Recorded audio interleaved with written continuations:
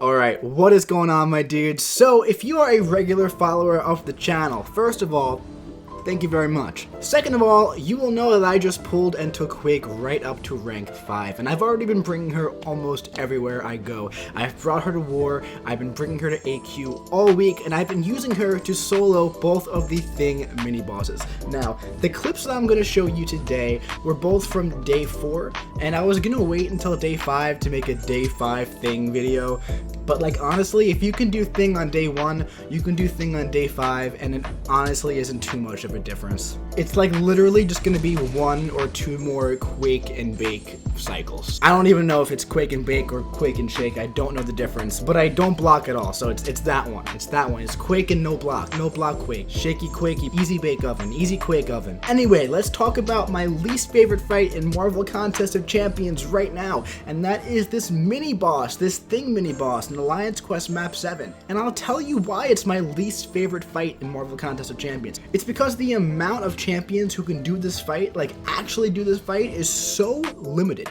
I'll tell you what, let's talk about the first one first, okay? Now the first one has Mesmerize, Unblockable Special 1, and Kinetic Transference. Unblockable Special 1 is whatever, Kinetic Transference is annoying enough, but then Mesmerize? If you ask me, the Mesmerize is just a little bit too much. Now, as you'll see in these videos I'm about to show you, Quake absolutely gets around him with no problem at all. I've also soloed him with Stealth Spidey on day 1 this week and 2 weeks ago when he was here. And the first week we had Thing, I was using She-Hulk as well, but I never got a solo with She-Hulk because her Furies would go up and then he would activate Protection, and it was just a bad fight all around. But with Quake, you don't have to worry about that. Quake, if you can play Quake moderately well and you don't have to parry, well, you're going to be good to go. You can't really parry this thing, you can't do the Quake and parry style because of the Kinetic Transference, okay? So you have to go full Quake ninja mode if you want to do this with Quake. But I want to talk about the second Thing mini-boss, okay? So, like, I mentioned Stealth Spidey and She-Hulk. Those are both great options for the first Thing mini-boss, as well as, like, Nick Fury, because they all get around the Mesmerize and they're good Thing counters in general, okay? But when we get to this second Thing mini-boss, this is where I get very annoyed, and we have the Mighty Charge. This is absolutely uncalled for. There are 2 options. There are 2 decent options for this fight, and that is Quake and Nick Fury. And honestly, Nick Fury is kind of a stretch. Like, it can absolutely be done with Nick Fury. It's been done with Nick Fury, but there's just no need to have Mighty Charge and Mesmerize and Kinetic Transference on this guy.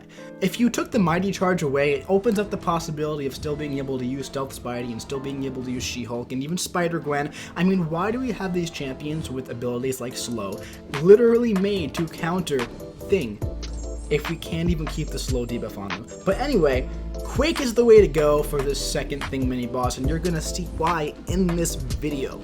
Now, I've had Quake for about a little under a week now. I'm not a Quake master yet, but I feel very comfortable with her. I'm very comfortable fighting Thing, and I'm very proud of these fights, okay? Like I said, I was gonna wait until day 5 to post these. I did get hit in the second fight, but that's no big deal. I mean, I went in with pretty much a full health bar. You know, I didn't get hit prior to this fight. And these Thing bosses, man, they're pretty beefy, you know, they hit pretty hard. So, like, 2 hits and I was down. I mean, like, 1 or 2 more hits and that would have been it. So you really gotta pretty much be on your game for, like, the full 3 minutes here. You gotta really concentrate. Quake can also get around all of the master level modifiers. So that's why I personally think Quake is the best option for these Thing bosses, both the first one and the second one. Except you can't really get around Brute Force, so if you have Brute Force up in your battle group, well, you gotta probably use somebody else. Alright guys, I hope you enjoy these fights. I've been enjoying using Quake a bunch. If you want to see me bring Quake anywhere specific, please let me know in the comments below. Leave a like if you enjoyed this video, or if it helped you out with how to go about fighting these Thing bosses. And subscribe if you want to see some more Quake gameplay coming very soon. I'll be seeing you around.